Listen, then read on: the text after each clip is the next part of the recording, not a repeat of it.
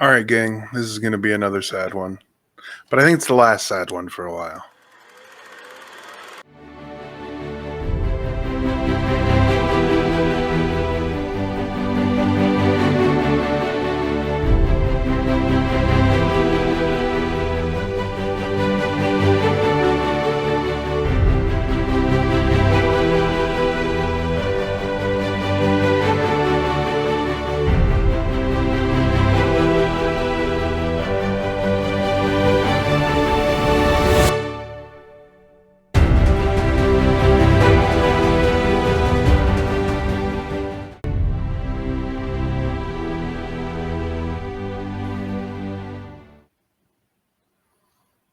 Hello, and welcome to 5225, 52 Weeks of Loving Movies, week 37.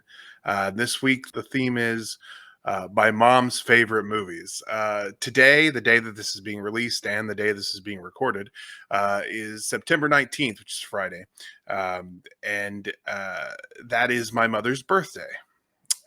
My mom passed away in 2019, 2 weeks before my youngest child was born.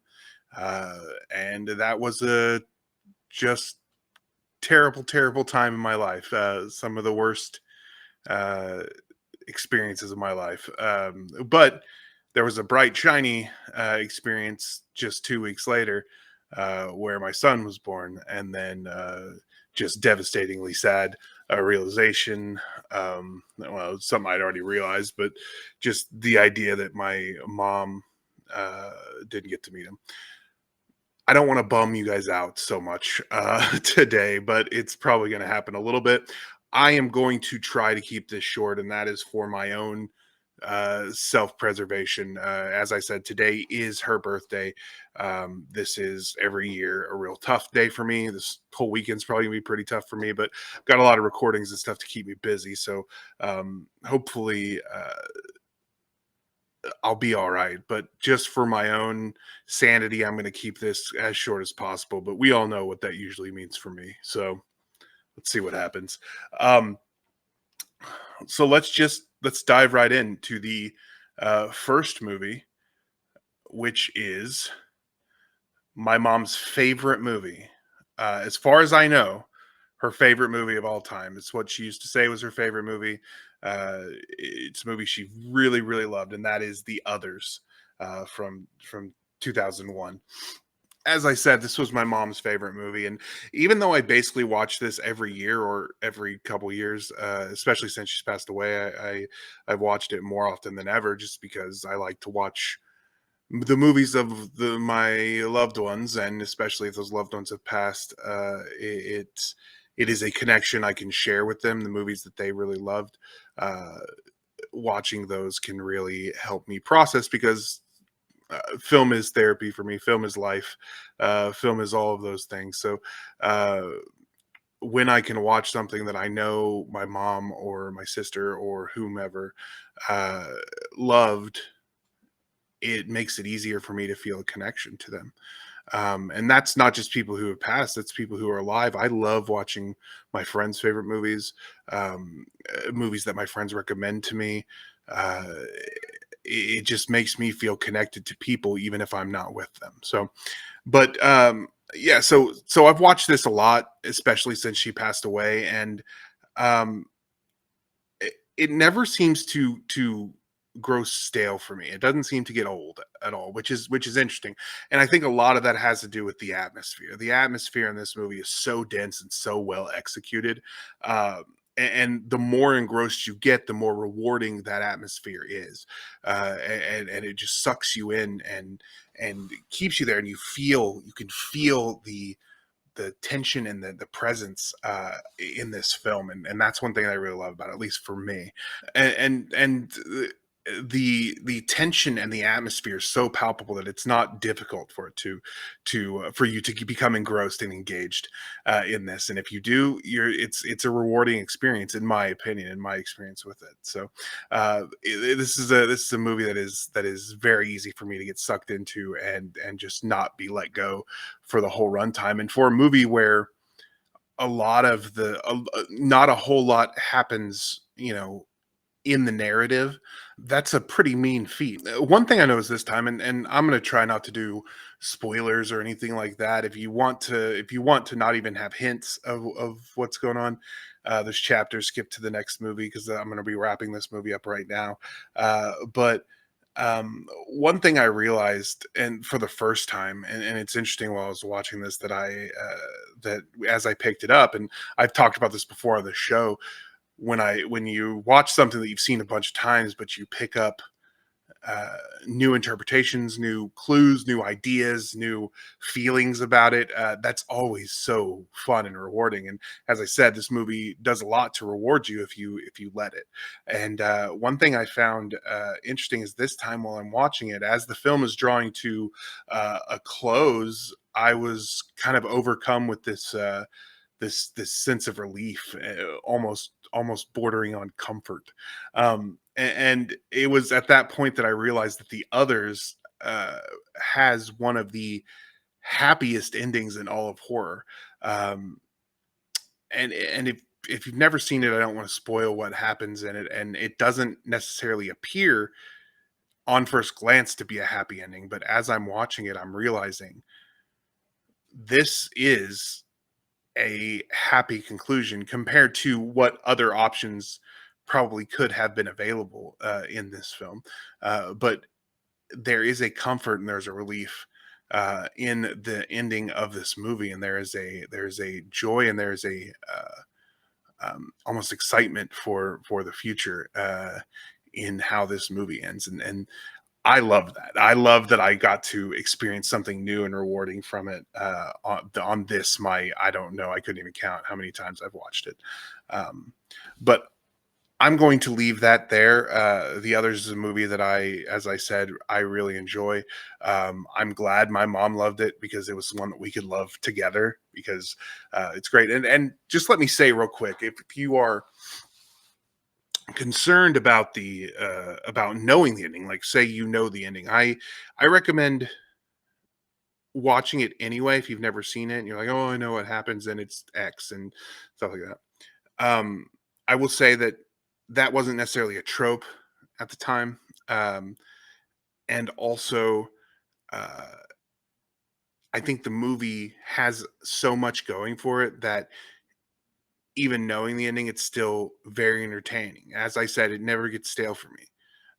So I think that even if you have been avoiding it or haven't been watching it because you're like, oh, I know what happens, this movie isn't necessarily all about the reveal, although the reveal is big and that is important to what's going on.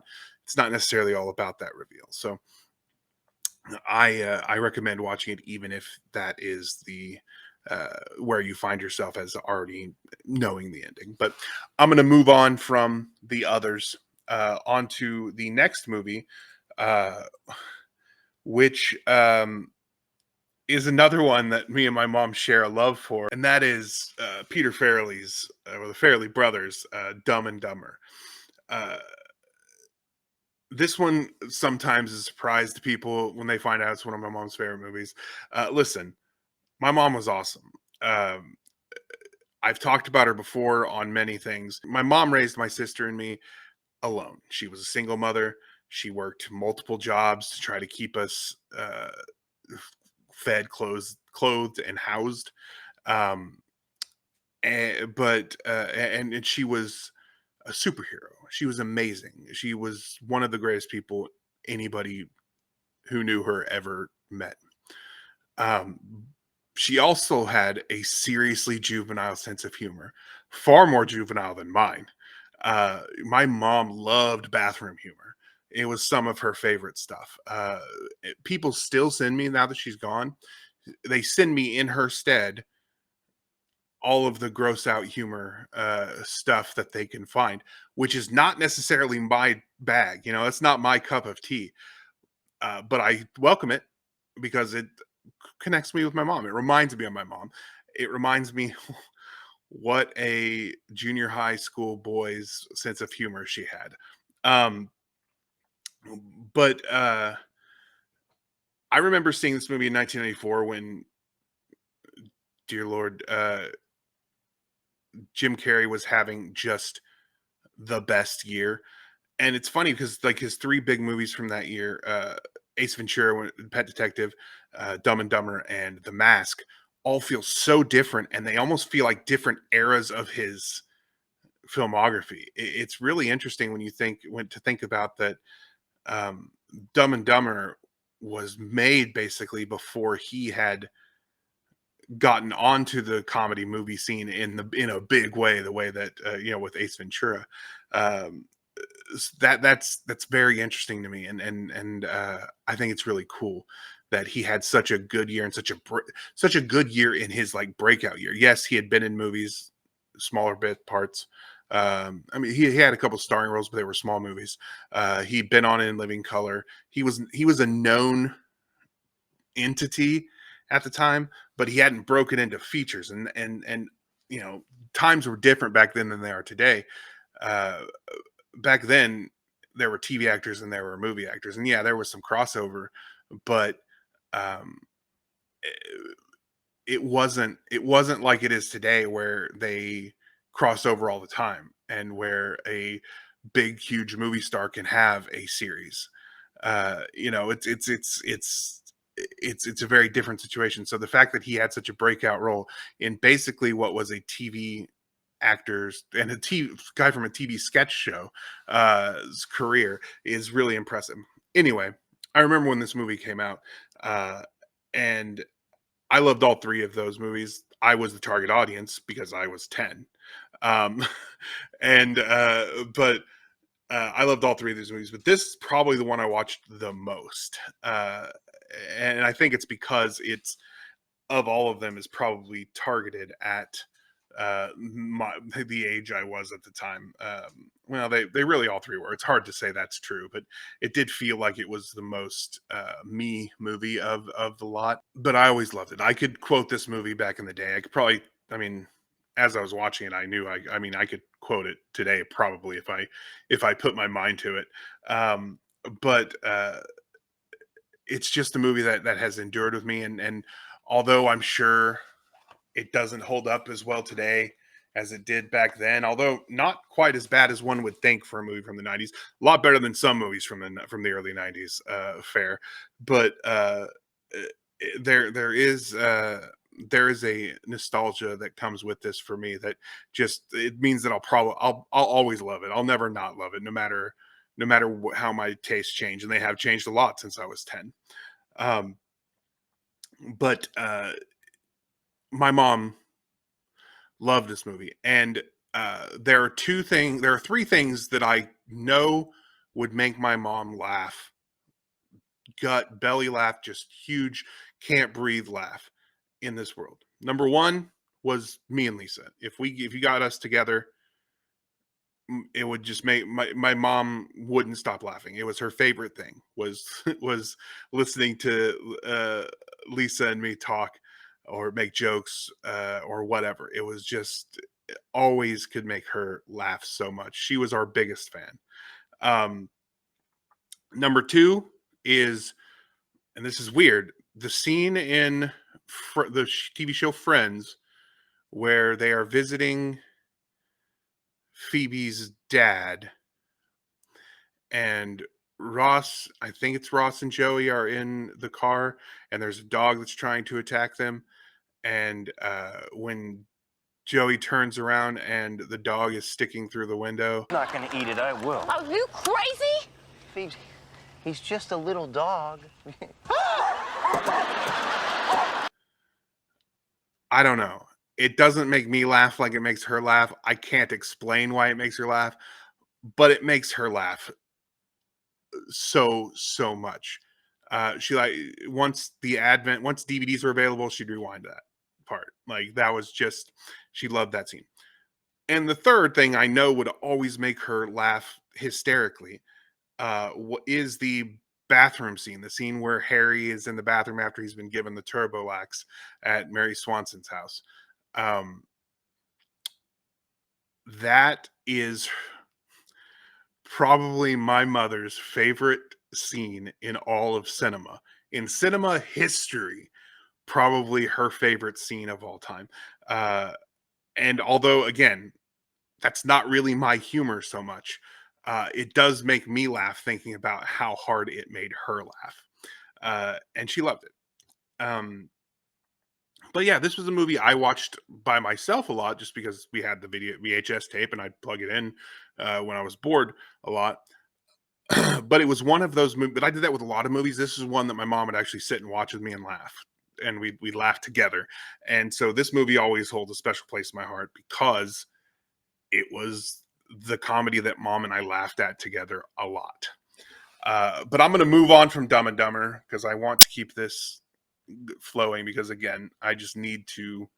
I need to the final movie that I watched, and I included this because I wanted to get a Stephen King movie in there because my mom loves Stephen King. She was a book reader. She loved reading the books. She loved the movies. She loved the miniseries. She loved all of it. I tried to get something I had never seen, but as far as movies, there was not really one I could find. There is a miniseries Rose Red that I started to watch, but I didn't get a chance to finish it because it was too long before I got in there, and that was one that I'd seen bits of, but not the whole thing. So that would have counted. I didn't get a movie I hadn't seen. So this is one I saw when I was way too young, and that is Stanley Kubrick's The Shining. I was very young. I can't even remember how old I was. Because I don't remember a time when I hadn't seen The Shining. That's how long ago that was. Because my mom loved this movie.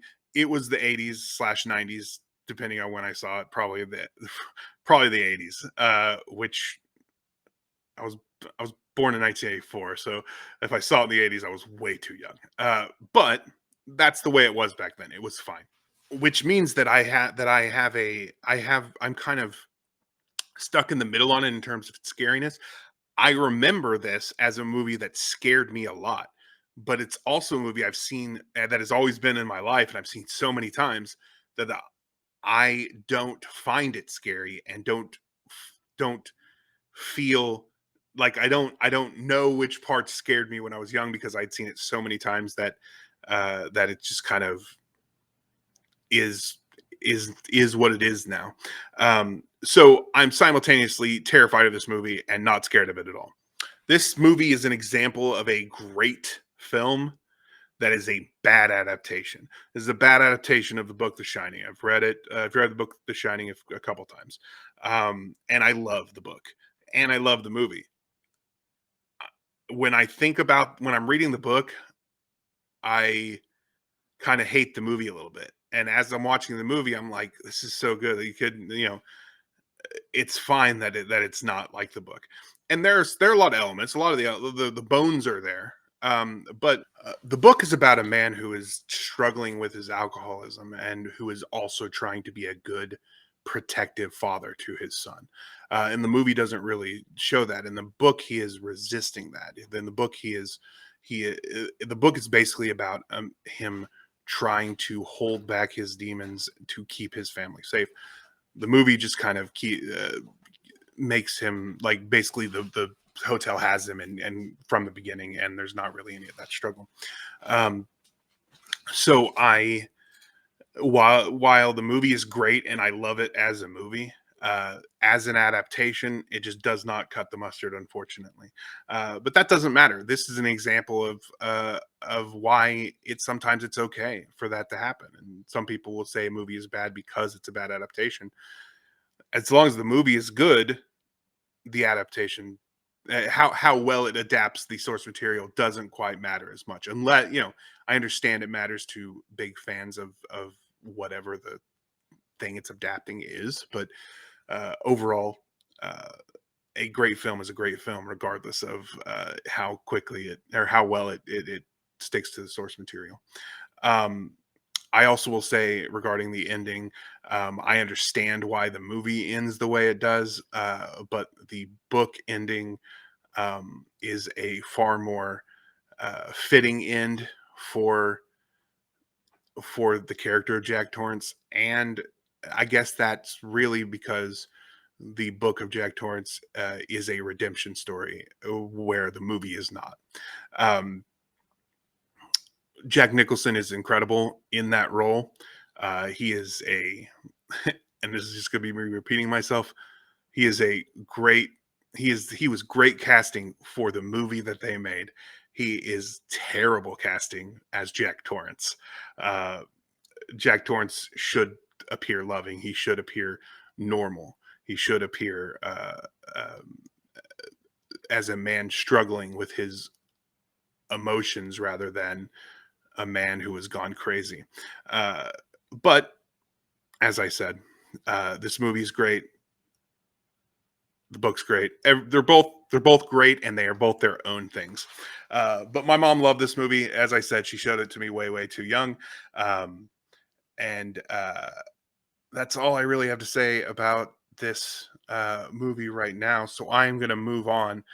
Before I get into next month or next week, uh, let me just say quickly, and I'm going to keep this brief as well, just so I don't start crying or anything.